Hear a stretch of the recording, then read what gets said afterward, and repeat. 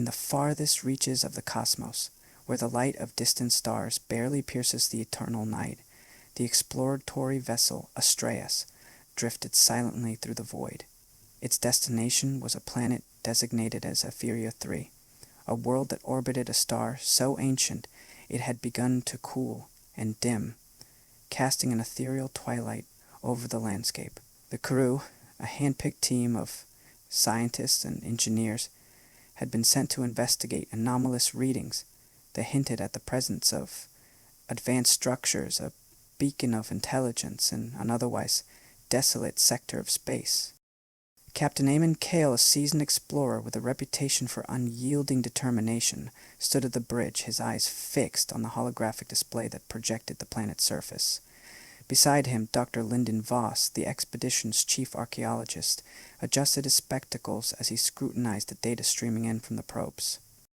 "The readings are consistent with advanced architecture," Voss murmured, his voice barely above a whisper. "But the age, it's impossible." Cale turned to him, a frown creasing his brow. "What do you mean, impossible?" Voss looked up, his eyes wide with disbelief. "The carbon dating suggests these structures predate the formation of Earth by billions of years. It defies everything we know about the universe. The Astraeus descended through HFY 3's atmosphere, its engines roaring as it fought against the gravitational pull. The planet's surface was a tapestry of muted colors, the landscape dotted with ruins that bore an eerie resemblance to Earth's architecture. Towering spires reached for the sky, their stonework weathered but unmistakably familiar. Arches and colonnades stretched across vast plazas, their design echoing the grandeur of ancient civilizations long since vanished from Earth. As the ship touched down, the crew disembarked, their boots sinking into the fine, dusty soil. The air was thin but breathable, carrying a faint scent of ozone and decay. Cale led the way, his hand resting on the plasma pistol at his side, a precaution against the unknown. Voss followed close behind, his eyes darting from one ruin to the next, his mind racing with questions. The first structure they approached was a colossal temple, its entrance flanked by statues of winged beings that bore a striking resemblance to humans. The similarities were uncanny, the proportions, the features, even the expressions of serenity and wisdom. Cale exchanged a glance with Voss, the unspoken question hanging heavy in the air. Inside the temple, the walls were adorned with intricate murals depicting scenes of daily life, rituals, and what appeared to be advanced technology. Voss ran his fingers over the carvings, his breath catching as he recognized symbols that mirrored ancient Earth languages. "This can't be," he whispered, his voice echoing in the vast chamber. Deeper within the temple, they discovered a chamber filled with artifacts, tools, weapons, and devices that defied explanation. Among them was a crystal orb, its surface swirling with colors and patterns that seemed to shift and change with every glance. Cale reached out to touch it, but Voss stayed his hand. "We don't know what it is," Voss warned. "It could be dangerous." Cale nodded, withdrawing his hand. "We need to analyze it. If this civilization was as advanced as it seems, they might have left behind more than just ruins." Back on the Astraeus, the crew set to work analyzing the artifacts. The orb was placed in a containment field, its energies studied and catalogued. Voss pored over the data, his mind racing with possibilities. The similarities to Earth's architecture and culture were too numerous to be coincidental. It was as if they had stumbled upon a mirror image of their own world, frozen in time. Days turned into weeks as the crew delved deeper into the mysteries of HFY 3. They discovered more ruins, each one more breathtaking than the last.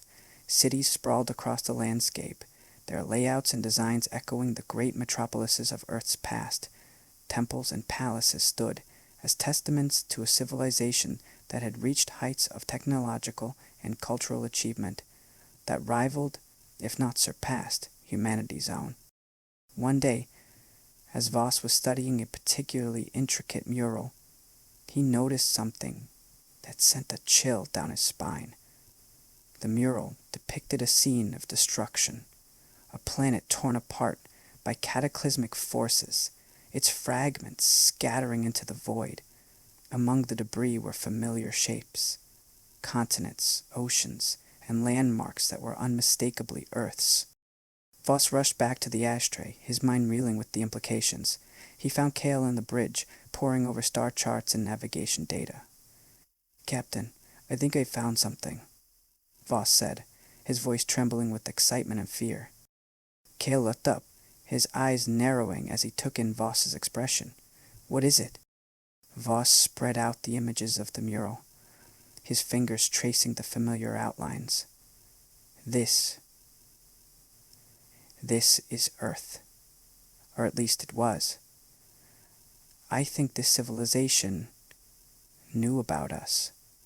They knew about our world, long before it even existed. Cale leaned back in his chair, his mind racing. That's impossible. Earth wasn't formed until billions of years after these ruins were built.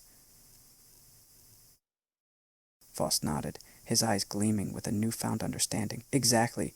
Tulia means that this civilization wasn't just advanced. They were time travelers. They knew about Earth because they had been there. They had seen it. The implications were staggering. If this civilization had mastered time travel, it meant that they could have influenced the course of human history, shaping it in ways that were impossible to comprehend.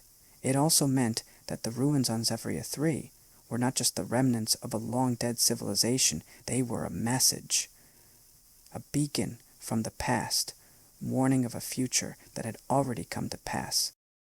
As the crew continued their investigations, they uncovered more evidence of the civilization's advanced knowledge.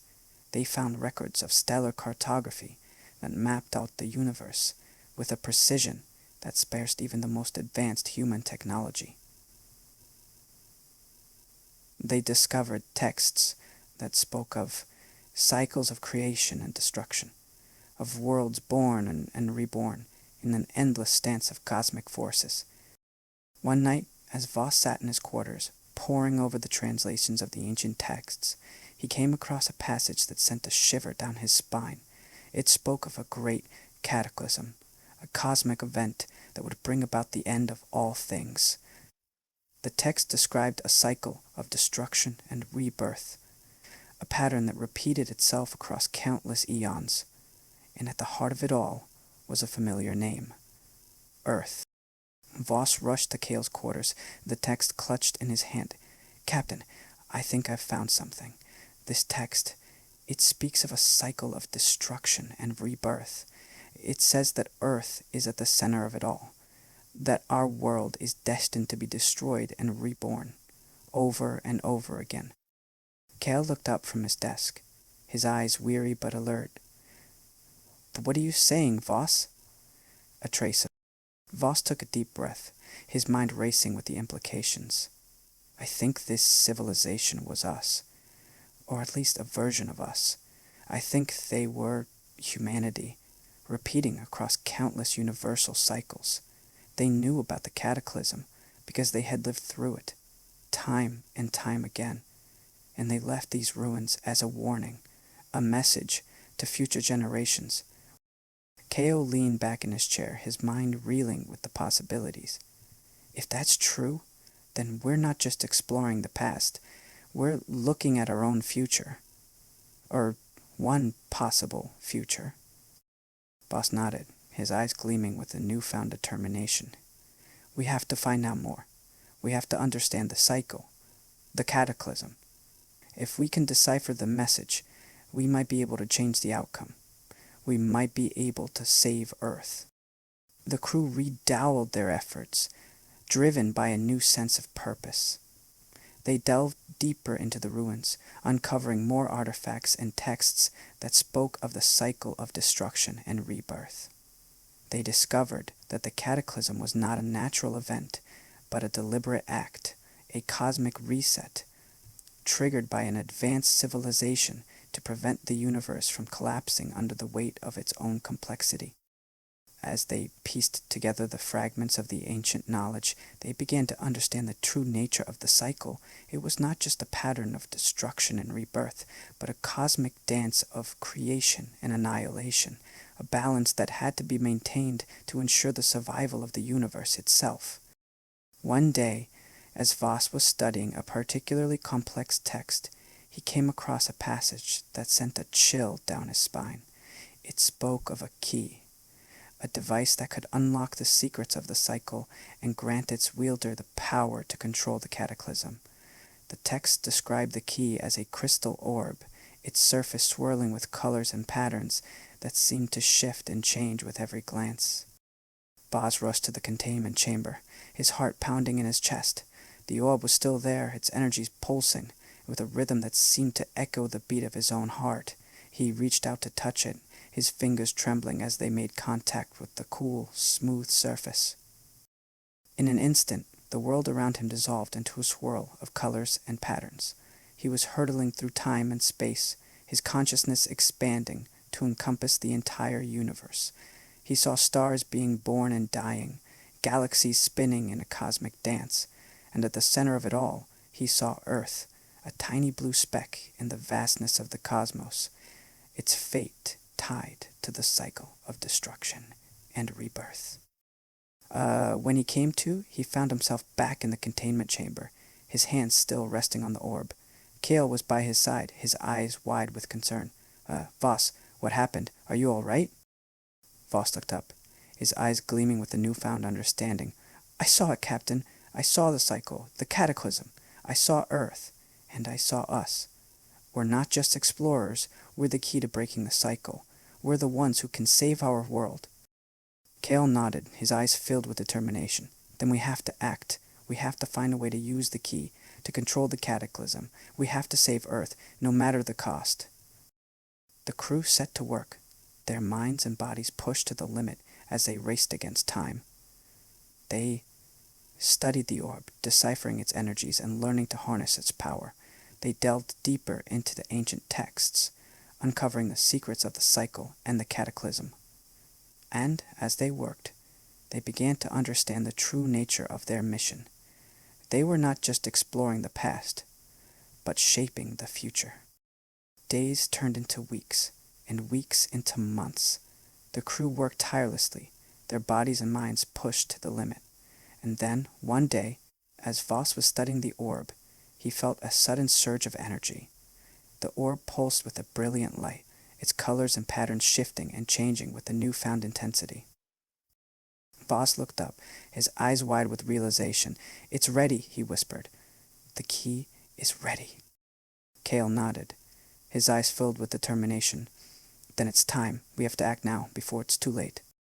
The crew gathered in the bridge, their eyes fixed on the holographic display that projected the universe around them. Voss held the orb in his hands, its energies pulsing with a rhythm that seemed to echo the beat of his own heart. He closed his eyes, his mind reaching out to the orb, his consciousness expanding to encompass the entire universe. And then, with a sudden burst of energy, the orb activated. The universe around them seemed to ripple and shift, the stars and galaxies spinning in a cosmic dance. And at the center of it all, they saw Earth, a tiny blue speck in the vastness of the cosmos, its fate tied to the cycle of destruction and rebirth. As the energies of the orb pulsed through the universe, the crew felt a sudden sense of peace. They had done it. They had broken the cycle, saved their world from the cataclysm, and as they looked out at the stars, they knew that they were not just explorers. They were the guardians of the universe, the keepers of the cosmic balance. But as they celebrated their victory, they couldn't shake the feeling that something was wrong. The universe around them seemed to shift and change, the stars and galaxies spinning in a dance that was both familiar and alien. And then, with a sudden jolt, they realized the truth. They had not broken the cycle, but become a part of it.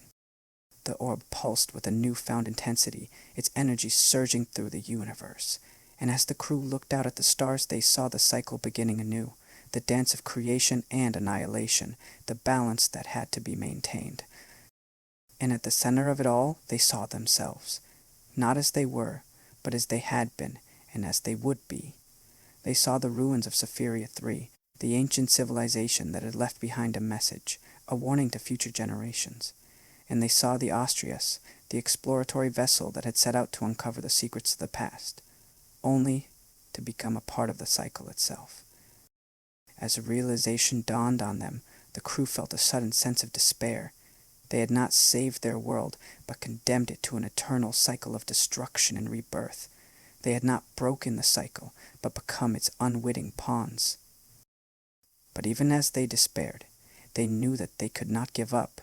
They were the guardians of the universe, the keepers of the cosmic balance, and they would continue to fight, to explore, to uncover the secrets of the past and the future.